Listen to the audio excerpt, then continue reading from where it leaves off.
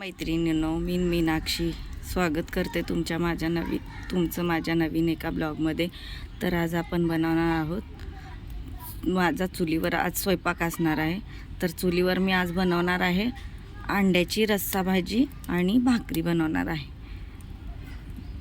तर आज आपण मी आता बनवायला घेते चुलीवरची अंड्याची भाजी आणि भाकरी.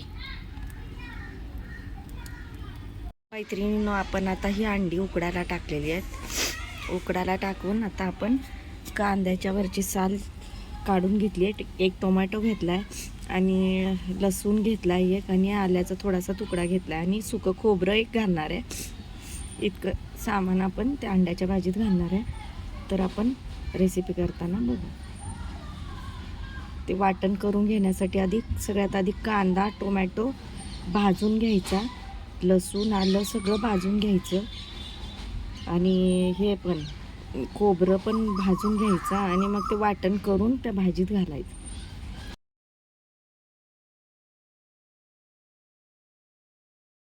तर हा अशा प्रकारे आपण कांदा चिरला वाटण्यासाठी, टोमॅटो चिरला, आलं घेतलं आहे, कोथिंबीर घेतली आहे, लसूण घेतला आहे आणि खोबरं घेतलं आहे. खोबरं माझ्याकडे थोडंसंच होतं, मी तेवढं घातलं.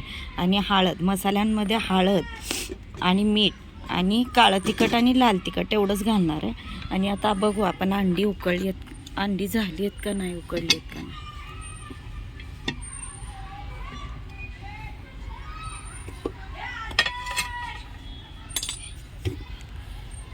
हे बघा, अशा प्रकारे अंड्यांना उकळी फुटली आहे, अंडी झाली आहेत बहुतेक.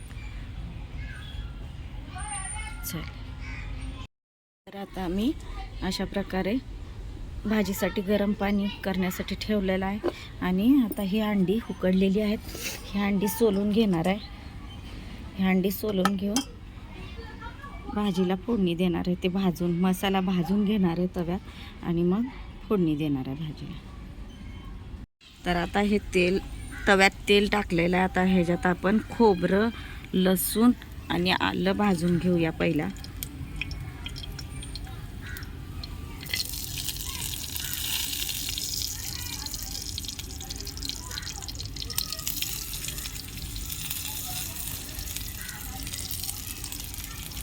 हे सगळं असं भाजून घ्यायचं तव्यात.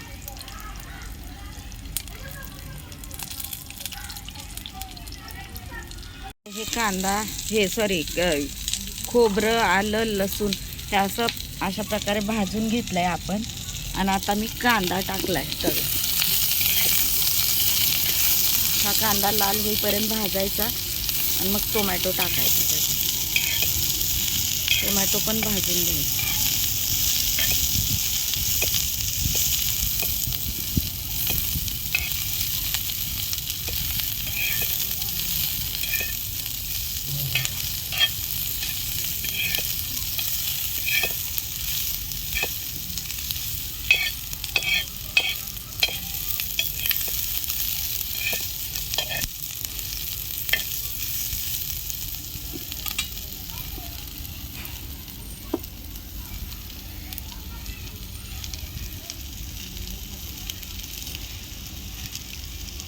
हे मी अशा प्रकारे सगळं भाजून घेतलं. आता ह्याची पेस्ट करून आणते.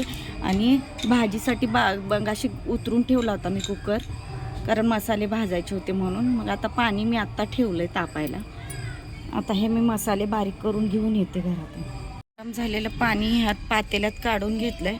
आता ह्याच्यातलं पाणी आटलं की ह्याच्यात आपण तेल टाकून घेणार आहे. आता मी ह्याच्यात तेल टाकून घेतलं आहे. आता तेल गरम झालं की आपण हा बारीक करून आणलेला मसाला त्याच्यात टाकणार आहे. हा मसाला चांगला तेलात परतून घ्यायचा लाल होईपर्यंत, आणि त्याच्यात मसाले टाकायचं. काळं तिखट लाल तिखट हळद पावडर असं टाकायचं. आता हे तेल गरम झालं आहे, तर आता मी ह्याच्यात मसाला टाकून घेणार आहे.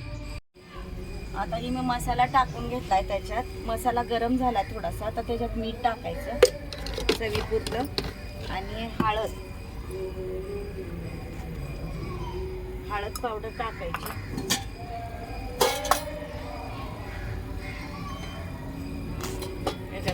आता ह्याच्यात आपण लाल चटणी पावडर टाकणार, आणि काळं तिखट.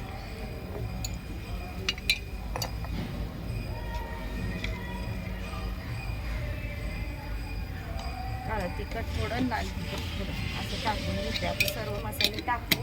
आता ह्याला चांगलं तेल सुटेपर्यंत भाजायचं.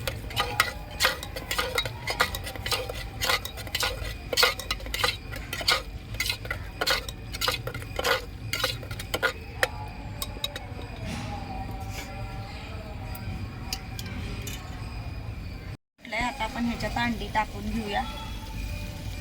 आणि तुम्हाला जर पाठीमागचा आवाज ऐकायला येत असेल ना, तर तो आमच्या इथं घराच्या शेजारी एक मंदिर आहे. त्या मंदिरात भजन चालू आहे, तिथला आवाज येतोय, तर समजून घ्या थोडंसं. हे असं मसाला अंडी टाकून घेतले.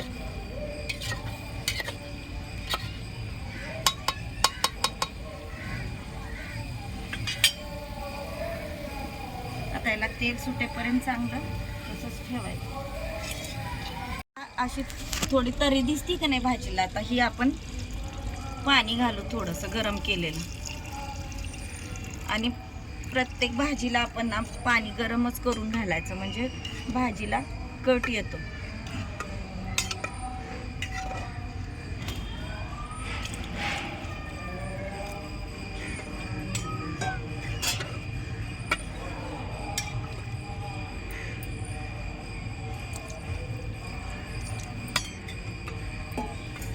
तर एवढं पाणी बस झालं भाजीला. आता ह्याला चांगलं उकळून घेऊया.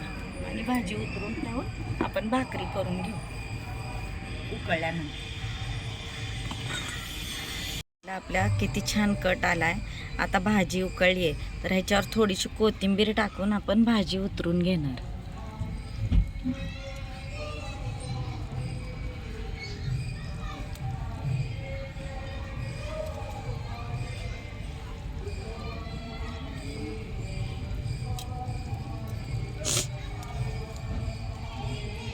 बघा किती छान दिसते आपली भाजी. थोडीशी उकळून आता उतरून ठेवून आपण भाकरी करून घेऊ. भाकरीसाठी मी परात आणली आणि आता परातीत पीठ घेणार आहे आणि 4 भाकरी करून घेणार आहे. तर आता मी भाकरी केल्यानंतर दाखवते. बघ घेणार आहे मी भाकरीसाठी पीठ मळते. पीठ मळल्यानंतर आपण 4 भाकरी करून घेणार आहे. 4 भाकरी झाल्यावर मी दाखवते तुम्हाला भाजी आणि भाकरी. 4 भाकरी केल्या मी. ह्या 4 भाकरी हे बघा, ही भाकरी कशी छान फुगली. आता ही भाकरी घेते काढून ताटात आणि दुसरी भाकरी मी टाकते. अशा 4 भाकरी करून घेणार आहे.